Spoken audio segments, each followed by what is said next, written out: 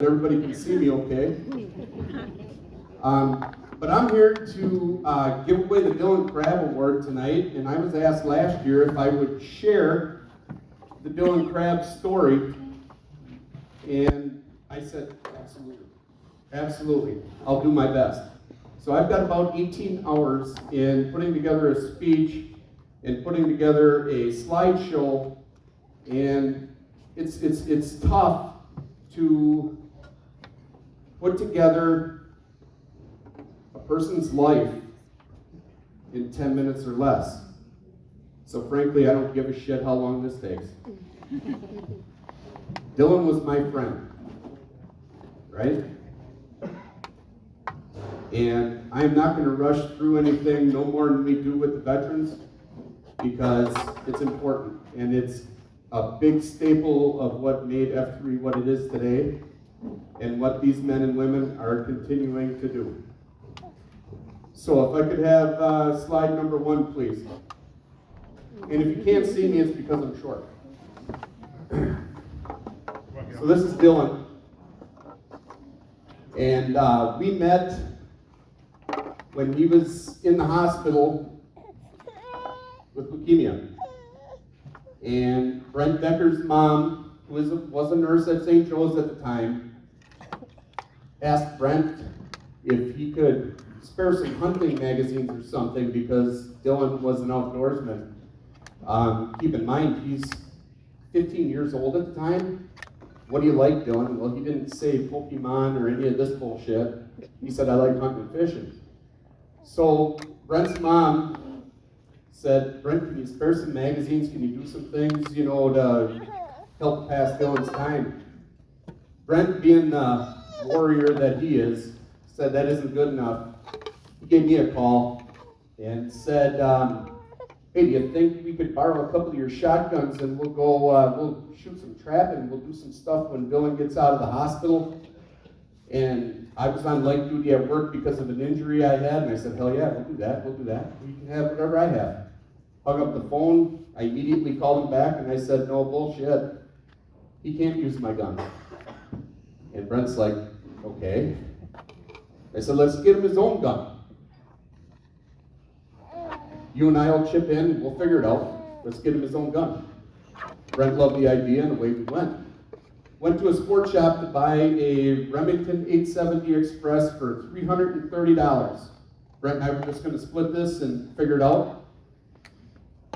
But there sat this beautiful red Winchester Super X3 Flanagan. Gorgeous. $1,200. Well, Brent is a business owner, self-employed, and self-employed people aren't just have money falling out of their rears, right? It's a hard job. It's hard. Tax season's tough. So we just slipped it on plastic. Screw it. We're taking this gun.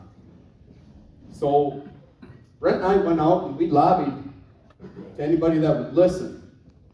Hey, here's this child that needs us. So we're going to step up. We're going to buy this gun. It's already paid for. What would you give? And I remember vividly, Brent and I talked about this week. I spent a lot of time researching this and trying to make sure I got my facts right. And went to the Abbey Sportsman's Club. And I gave this whole spiel, much like what you just listened to, and asked them for some money. And the president of the club at the time said, okay, thank you, Jeff. And I started walking away.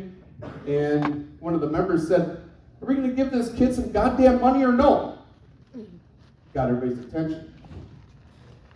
So they voted on it. And they gave us to the neighborhood at, whatever, the dollar amount ain't important. It was a lot. And I'm like, holy cripes, I walked up, I got the check from the treasurer, and I was walking back. And one individual that was sitting in there, this is a group of about 20 people,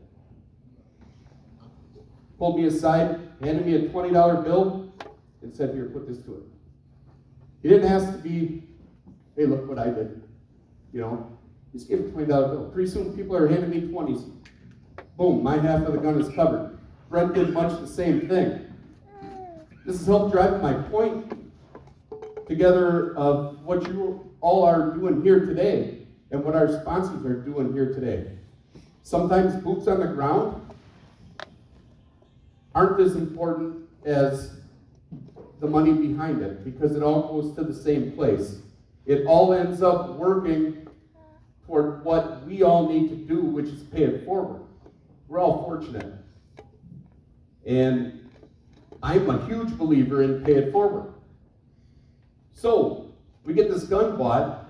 We invite Dylan and his family over to shoot some clay birds at the Sportsman's Club.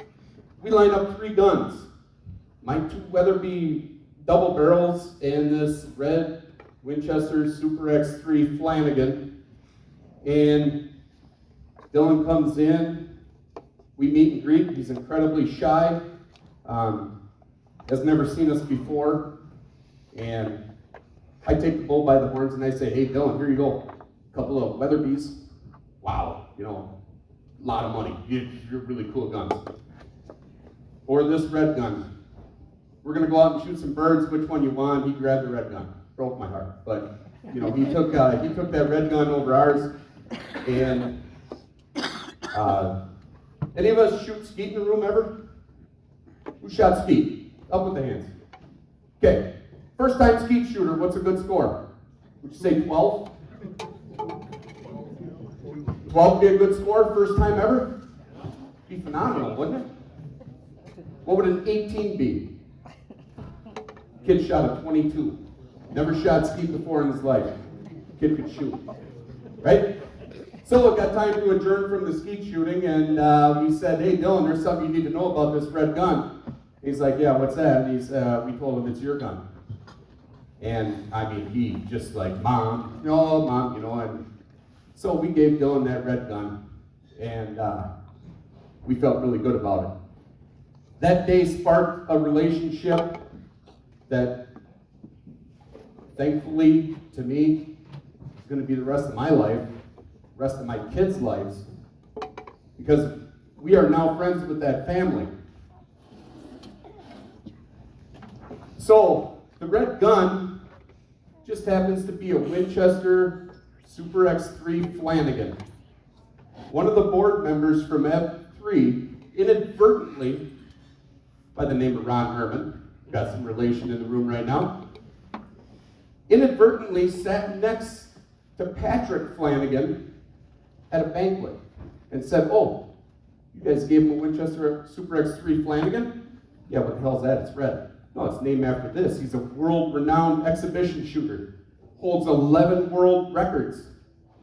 Holy cow, all right, cool. We just thought it was neat because it was red. No, dude, this guy's the real deal.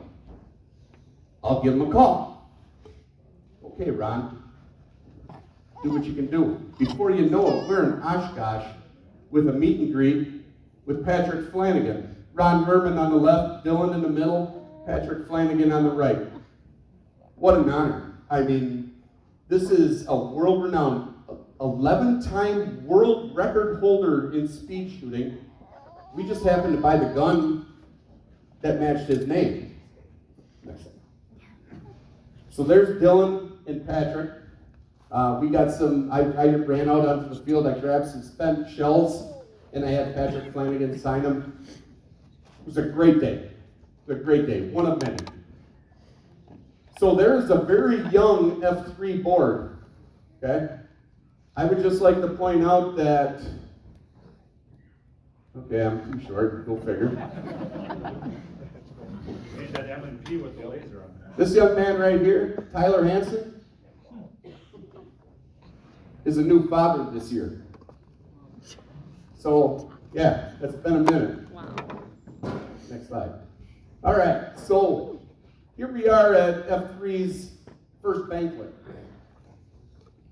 That's me, younger, skinnier, and Brent Decker in the orange shirt. So we had decided that we would like to give a Man of the Year award to somebody that goes above and beyond. And I'm making myself to sound like a saint here, and I did so much. It pales in comparison to what Brent did and the time that he spent. And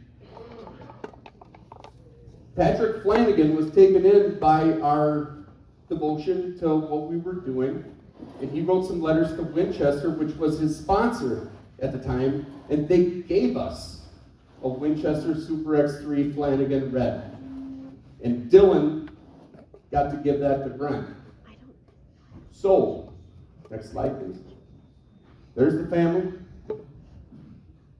And there's skinnier version of Jeff, darker hair. And Brent is not quite sober. Well, the reason I got him to stay in his chair is I had guys pumping him drinks, so he didn't even have to get up, and it turned out to kind of backfire, but it worked out. So Dylan gave Brent the very first award that we're going to be giving away this evening, and it was just basically the Man of the Year award. There was no undertones, but we wanted to be to somebody that went above and beyond. Do more than what the average person does. So we end up staying friends with Dylan and the family. Brent and I, you're going to want to stay on this slide for a minute. Brent and I decide we're going to take Dylan bear hunting, and the only place that you can really close by, grab an over-the-counter tag, and go and try and kill some bears is in Minnesota. So yes, I know. We drove across to Minnesota, and you could smell the empty trophy cases and the failure, but we still went. And we were having some tough luck. And we get checked by a warden. And the warden says, "What are you guys doing?" The warden's name is Jared Rosati, and he's the guy on the left laughing. And we told, or excuse me, right, my left. Left, yeah, okay. Guy over there, to the west. All right, so we tell him, you know, what we're doing and why we're doing it, and all of a sudden he's like, "Holy shit, I've got access to 300 acres of private land, and I've got this NFL football player, you guys may have heard of him, Jared Allen. You guys may have heard of him because he absolutely raped Aaron Rodgers for about 6 years and threw him on his face." And I'm like, okay, so we're talking, you know, the outside linebacker for Kansas City? Yeah, but he plays for Minnesota now. And I'm like, well, we won't hold that against him. So what I'm trying to drive forward here is this divine intervention, this kind of thing that just happened throughout my experiences with this whole adventure. It was like, we were 5 minutes from leaving. In fact, we turned around and we decided to check one more bait, and we bumped into Jared Rosati. Next slide. And that leads into a hunt with Jared Allen. There's Dylan, Jared Allen, the big guy in the middle, and that's Jade. That's Dylan's big sister. And we do this bear hunt. My job only allows me to take off one day. So I take off the one day, we do the hunt on this day. Dylan doesn't see a bear. Jared puts a foul hit arrow into a deer, a whole nother story. Typical Viking, always falling short. Next slide. Some of my favorite pictures are to come here. So there's Dylan and Jade. And it was a great weekend. It was a getaway for everyone. Favorite picture in the world right there. There you go. Brent brought along a couple handguns. You guys that know Brent, he's never underarmed. Next slide. There's Dylan and his mom, Lori. Just enjoying the good times. Next slide. All right, it's time to go. It's day 2. Now Jeff's back in Dorchester, pissed. I wanted to be there so bad, I thought about quitting my job, but I really ain't good at much of nothing, so better keep bricklaying. And if you look at Brent, man, he's got the eye of the tiger. I don't know if that's a pose, but he's like, we're killing one tonight. And there I am at home on the couch, holding on to my cell phone. And that happened.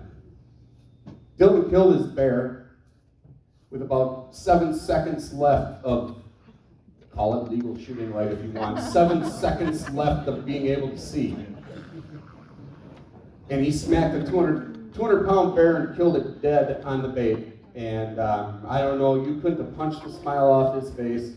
And when he called me, you couldn't have punched the smile off my face. I felt like I was there. I felt cheated, but I felt like I was there. And I was like, man, I'm so sorry I'm not there. I'm not, you know, and then they're all like, we're going to skin this thing out, go to hell, drink beer, you know. So away we went. Boy, I can't even express how much I would have rather quit my job and been there, but it didn't happen. Next slide, please. All right. So, it pains me to say that I don't have a hell of a lot of pictures in between the bear hunt and the turkey hunt, but what happened is Dylan took a major turn for the worse, and I was aware of it. And him and his mom drove her 68, 69, 68, what is it, Lori, 68, 69? 67 Camaro, I was close. Okay, this Camaro comes down Circle Drive in Dorchester. Okay, this is not normal. And they came to give me a jar of maple syrup that they had cooked down from their own trees, and to thank me for what I did, whatever that was. And I had heard and was what I thought prepared for what was going to happen. And I was like, hey, Dylan, you ever kill a turkey? And he said, not legally, but I'm always willing to try. And I said, what are you doing Saturday? And he's like, whatever you take me to do. So I call a game warden we'll just leave names out of it. I call a game warden and I ask them permission. I was like, hey, listen, need this turkey tag.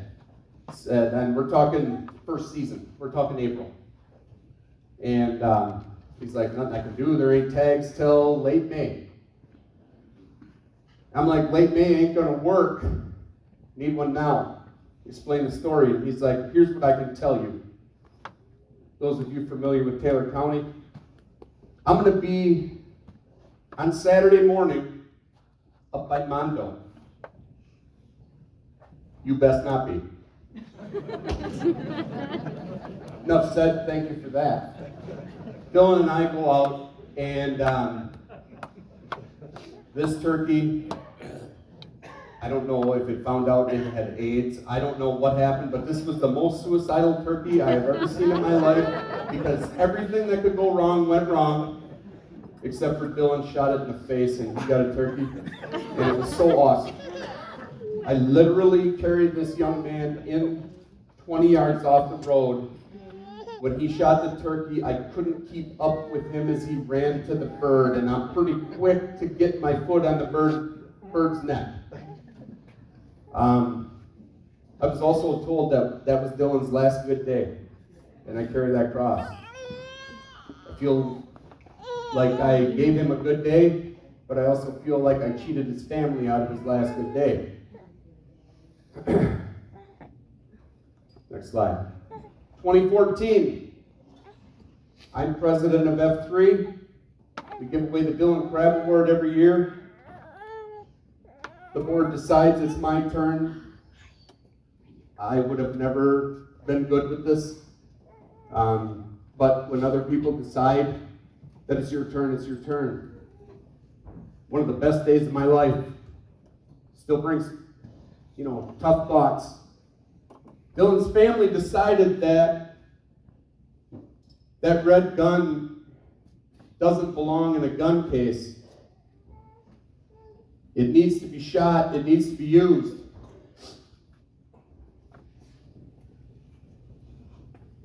And they gave it to me.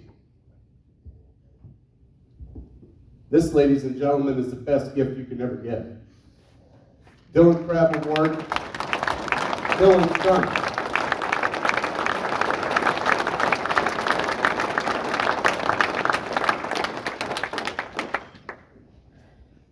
One of my most prized possessions. And I sat up in front of everybody after I cried my ass off and looked like a total fool. Screw you, I don't care. And I said, I'm going to put that gun away, it'll never get shot again. And before I left the place that night, I'm like, I'm shooting the hell out of that thing because it's so beautiful and needs to be shot. Next slide.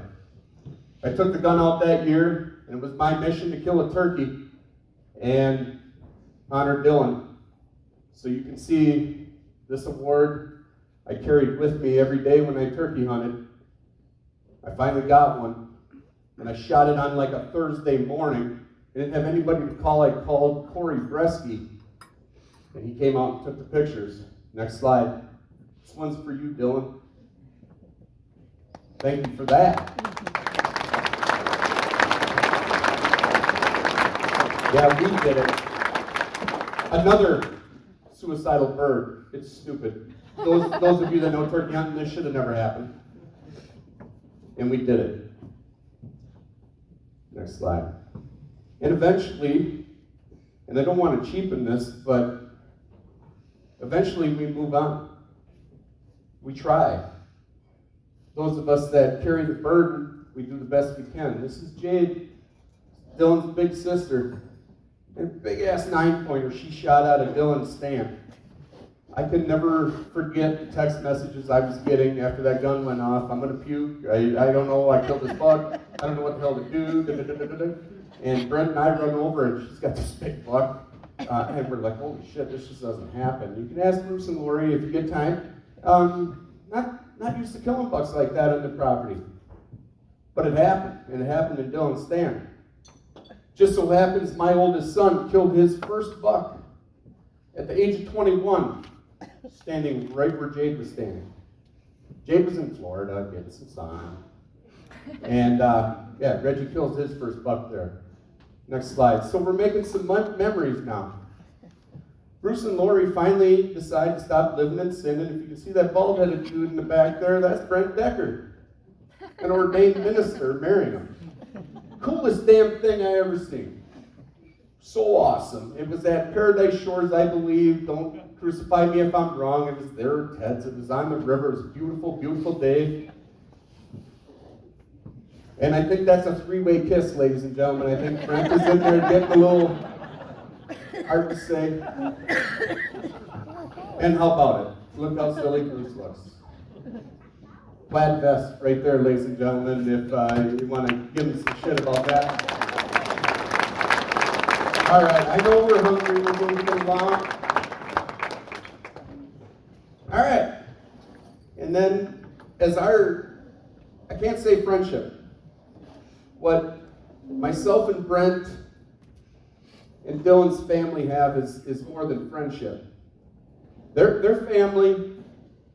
I hope I'm family. I feel like I am. But I'm allowed to go onto their land and do some hunting. And anybody that knows me, a couple of my brother-in-laws and my nephew can say, I really give a shit about rifle hunting. I think it's a joke. I have the most damn fun ever rifle hunting there. It is so cool. We don't punch clocks. We don't give a shit. And animals still hit the ground. How about that? Ladies and gentlemen, that is a 12-pointer with a kicker point and a drop time. Most of us will live our entire lives without killing any one of those three things. Did it all in one. 12-pointer.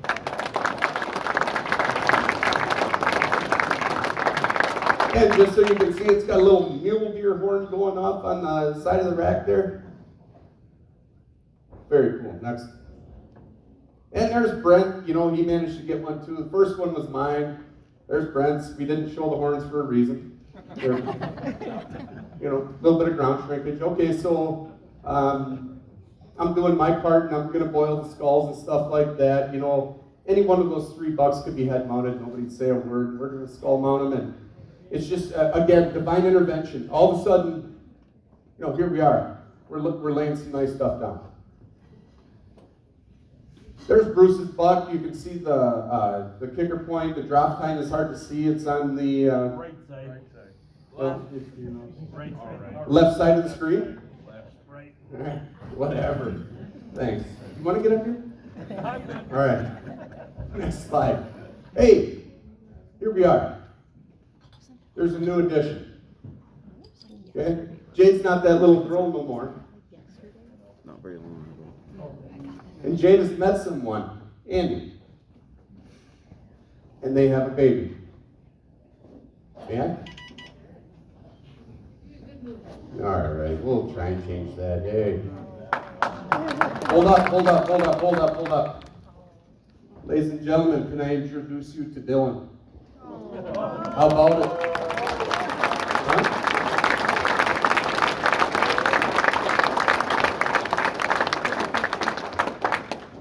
All right, how cool is that? You know, there's 1,000 pictures out there of Dylan. I asked Jade for a couple of pictures, and well, you'd think I'd be in some of them, but no. I noticed that Brent made the cut. Where's Brent tonight? right? He ain't giving away the Dylan Crabb Award. Next, well, there's Lori. You know, she made the cut. Oh, there's Bruce. Okay, it's almost like I'm never there. All right.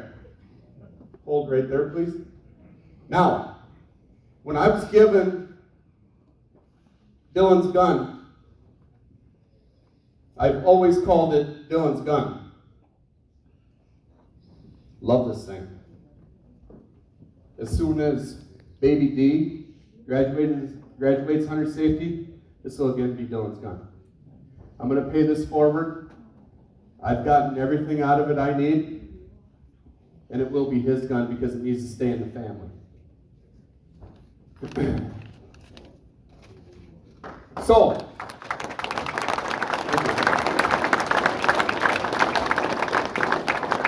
I hope I've given an overview of what the Dylan Crabb Award means, and those of you that have heard the intimate stories about like the turkey hunt, I could have gave a 2-hour spiel about it. The whole hunt took 7 seconds. I hope you understand that somebody's walking away with the mystery raffle tonight. Somebody's walking away deal or no deal. They may win $4,000. The biggest winner of the night is going to be the Dylan Crabb Award winner because that is one of the highlights of my life. And I would have never been good with it, but I dare anybody to try and take it out of my hands. So, to kind of make an analogy of what I feel about the Dylan Crabb Award winner tonight, I'm going to grab a couple of people as props, and I'm going to try and drive home why the person that was selected tonight got selected. So, F3 is always has been, and I'm proud to say still are, a very conscious organization of the veterans and the people that fight for our country and have fought. So I'm going to pick on a couple of veterans to come up here and be a prop for me. Trinkler, you're back. Come on up here. Shannon Groot, your head is shining like the sun. Come on up here. Please do me this favor. Shannon, I'm sorry about the hair joke. It's only because I got more than you. Thank you again for your service. Appreciate it.